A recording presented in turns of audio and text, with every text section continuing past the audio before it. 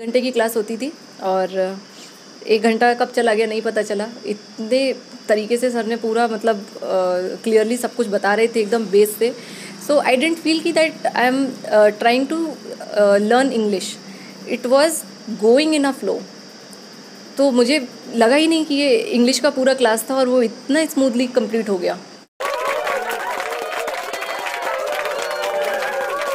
Okay, friends, I want to say that just this is our first video which we are shooting, because हम लोग भी कभी videos नहीं बनाते हैं, हम भी अपना टाइम हमारे पास नहीं होता है, हम अपनी क्लासेस में बिजी रहते हैं and we have, because I think that I should give my time first of all to my student, because those are coming here for learning, because ये वीडियो बनाना, इसको अपलोड करना, we don't have that much time to do these type of activities. So all of sudden we are doing this. Definitely इसमें कुछ गलतियाँ हुई होंगी, शायद हम कैमरे की ओर अच्छी तरह नहीं देख रहे होंगे because we are not familiar with camera, तो इतना हम लोगों को ईजी नहीं हुआ होगा शायद। तो आप इसका मतलब उसको ये ना सोचें कि ये मजाक बनाएं, कि भाई आप ये देखें कि मतलब what we want to explain, मतलब हम लोग क्या कहना चाहते हैं, क्या संदेश देना चाहते हैं। शुद्ध हिंदी में हम बताएंगे कि संदेश हमारा ये है कि कभी हिंदी मीडियम या छोटे शहर का या छोटे गांव का सोच के आप कभी भी आपने आपको ये ना सोचें कि आप आगे नहीं बढ़ सकते। एवरीबडी कैन कम फॉरवर्ड, लेकिन बस एक ही तरीका है कि कुछ करना पड़ेगा, थोड़ा सा टाइम देना पड़ेगा। और ये हम लोग ग्रेट ब्रिटेन इंस्टीट्यूट के ऑफिस में शूट कर रहे हैं, और जो हम बातें कर रहे हैं ये ऑल ऑफ सडन हम लोगों ने कोई मतलब कोई हमारे पास स्क्रिप्ट नहीं थी, we did not have any script to do this. तो दोस्तों इसमें कुछ गलतियाँ ज़रूर रही होंगी, क्योंकि हम लोगों का जो उतना सीक्वेंस शायद उतना नहीं बन पाया हो। और आज ये आई मेरे पास, और she is that providing some jobs also, because just now she is doing work somewhere and just as well as she is doing just she is pursuing M.Tech from IIT Mumbai. तो एक स्टार्टअप है आपका, क्या है ये? Okay, इनका खुद ही का स्टार्टअप है, आप देख रहे हैं, बड़ी ऊंची चीज़ बन गई है अब ये। Now she has become a great girl. I should not call you lady now because I still you are girl for me. Okay. तो अब आपने देखा कि ये अब now she is providing jobs also. तो I called some of my students, I called them and just that she took their interview. और उसके बाद अब ये हम लोग डिसाइड करेंगे कि उनको कैसे how will we give them work, कैसे उनको काम देंगे, कैसे उनसे काम लेंगे। तो ऐसा नहीं है कि अगर आप कुछ करना चाहें तो everybody can. Hi friends, this is Deepshikha and just I am introducing her here. Why? Because just she was from UP board and she was from Hindi medium, but after completing 12th class she completed engineering and she did lot of good things which UP board students do not think. मैं हिंदी में भी आप लोगों को इसलिए बता दे रहा हूँ क्योंकि अगर केवल इंग्लिश बोलेंगे तो सबके समझ में नहीं आएगा। दीपशिखा हिंदी मीडियम की स्टूडेंट होने के बाद इन्होंने इंजीनियरिंग किया, अब ये M.Tech कर रही हैं IIT मुंबई से, जो हर एक के लिए करना आसान नहीं होता। गेट के थ्रू क्वालिफाई करना पड़ता है, कुछ में आप में से कुछ को मालूम भी होगा। फ्रेंड्स, ये हमारे ग्रेट ब्रिटेन इंस्टीट्यूट की स्टूडेंट है 2014 बैच की। तो फ्रेंड्स, अब मैं दीपशिखा से बात कर रहा हूँ और वो आपको बताएंगी कि how did she get improvement after taking admission here and how many difficulties did she face during her study and during her that engineering and after that work. What is the importance of English and what is the need to speak English? Now Deepshikha आपको बताएंगी अपने शब्दों में। मैं दीपशिखा आपसे कहूँगा कि आप हिंदी भी बोलें बीच बीच में थोड़ी थोड़ी, जिससे सब लोग समझ सकें, क्योंकि अगर हम केवल इंग्लिश बोलेंगे तो हर एक के दिमाग में ठीक से नहीं आएगा। So hello everyone.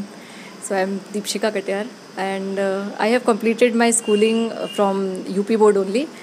Till class 5th I was in Saraswati Shishu Mandir. This is completely Hindi medium school. Even more than एकदम जो भी शब्द होते हैं वो आपको शुद्ध हिंदी के बोलने होते हैं। And उसके बाद में I went to GGIC. I think if you are from Fatehgarh तो आपको पता ही होगा GGIC, यहाँ पर गवर्नमेंट गर्ल्स इंटर कॉलेज, काफ़ी सारी लड़कियाँ हम वहीं जाते हैं। So till class 12th I was in GGIC. I was pursuing science background. After completing my schooling I went to Jaipur for preparation, JEE Mains का preparation किया, and as from UP board, so there are a lot of dissimilarities I mean आपको जो syllabus UP board में पढ़ते हो वो आपको JEE mains में एग्जैक्टली वैसा नहीं मिलता था. अभी तो आपका एनसीईआरटी सिलेबस है, so you will get that opportunity that you are also studying the same syllabus as JEE mains demand. But that time UP board syllabus is completely different as per JEE Mains requirement. So anyways, these all things, I mean, they were continuously going on, and I was trying hard to just come over with it. So finally JEE Mains got cleared and I got admission in ITGGB Central University, that is in Chhattisgarh, Bilaspur. So I started first year of engineering. So first semester only I faced a lot of difficulty because everything was in English, syllabus and seminars and viva, everything I had to give in English. And being a Hindi medium student, these all things are very, very difficult for us to come over with. So in semester 1 I think there are a lot of ups and downs, and I got very lower marks. Percentage was very low. So I came by here in winter vacation, and my younger sister, she used to study in this same organization. So she insisted me, so at least यार तुम जाओ वहाँ पर सीखो तो कुछ मिलेगा. I had that in mind कि she is already from CBSE board, so she is facing it a bit simple to pursue her communication in English and study everything very well. अब मेरा हिंदी मीडियम है तो मेरे साथ ये problem रहेगी, मुझे नहीं समझ में आएगा.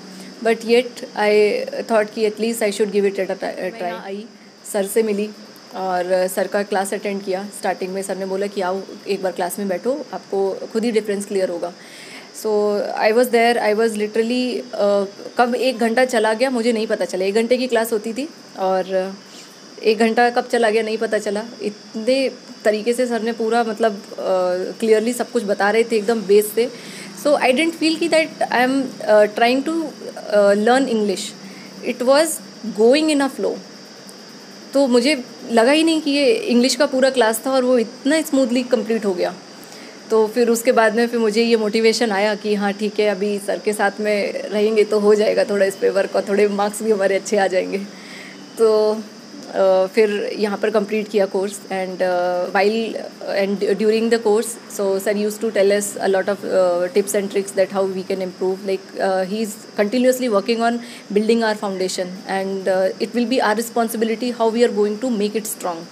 For that reason he will be giving you a lot of tips and tricks that you can go to and read novels and watch some Hollywood movies or TV series that's in English. You can read out newspaper in English and understand how they the reporters who are pursuing their career in English language, so how they are presenting themselves in front of TV and all. तो ये सारी चीज़ें थी जो sir बताते थे, जिसको follow किया और करते करते फिर थोड़ा सा एक टाइम आया, वापस से कॉलेज पहुँचे.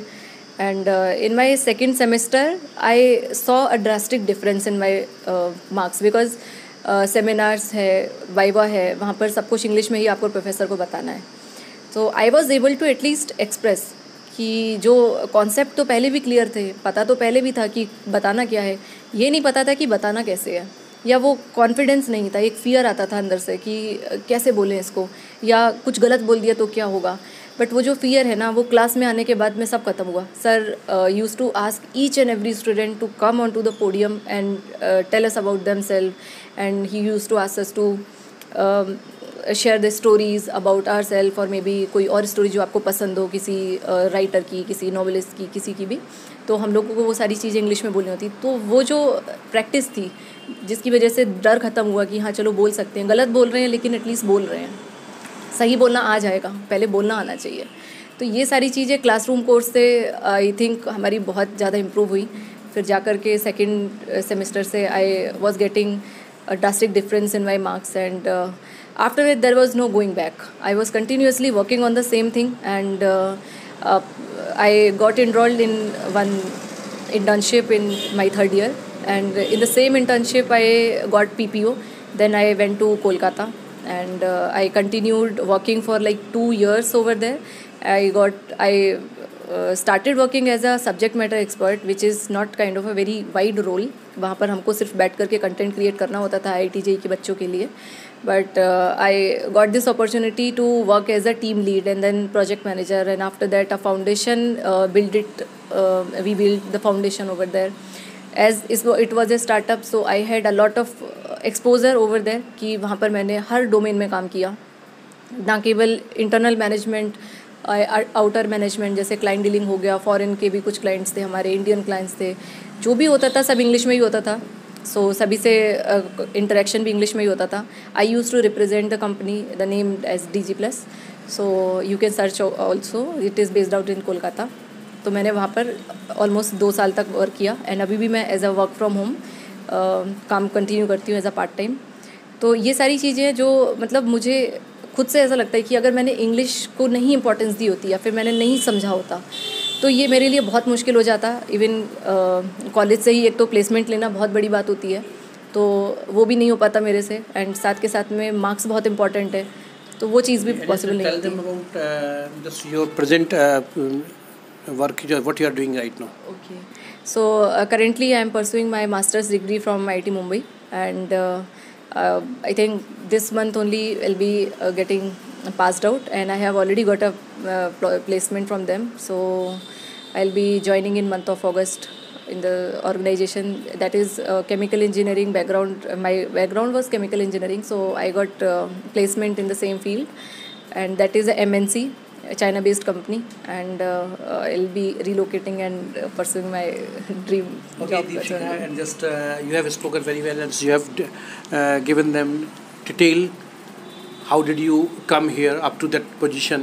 Yes. And now how are you feeling? Because after a long time, all of a sudden you have come here, and just I am giving you this opportunity to make this video for my coming students, because what I am thinking that definitely they will get some nice motivation after seeing you, because just when you know that Hindi medium, being a Hindi medium student and being a that student of a small city, small village, they never think like this, that they would be able to speak English and they would do something better like English medium students. So how are you feeling that now I'm just promoting you as a that brand ambassador of Great Britain Institute? Yes, how are you feeling after getting this opportunity? How are you feeling? Are you feeling that now you have become model of this institute? Definitely, sir. See, I am not very friendly with camera. Okay. So this is very first time when I am facing camera and giving such kind of interviews. वैसे company के interviews तो दिए हैं काफ़ी, but वो interview अलग होते हैं, एंड सर के साथ में लाइक जिनसे आपने सीखा है उनके साथ में आप बैठ कर के interview, so that is kind of a thing which is very exciting experience, I would say. And I'm literally feeling very grateful.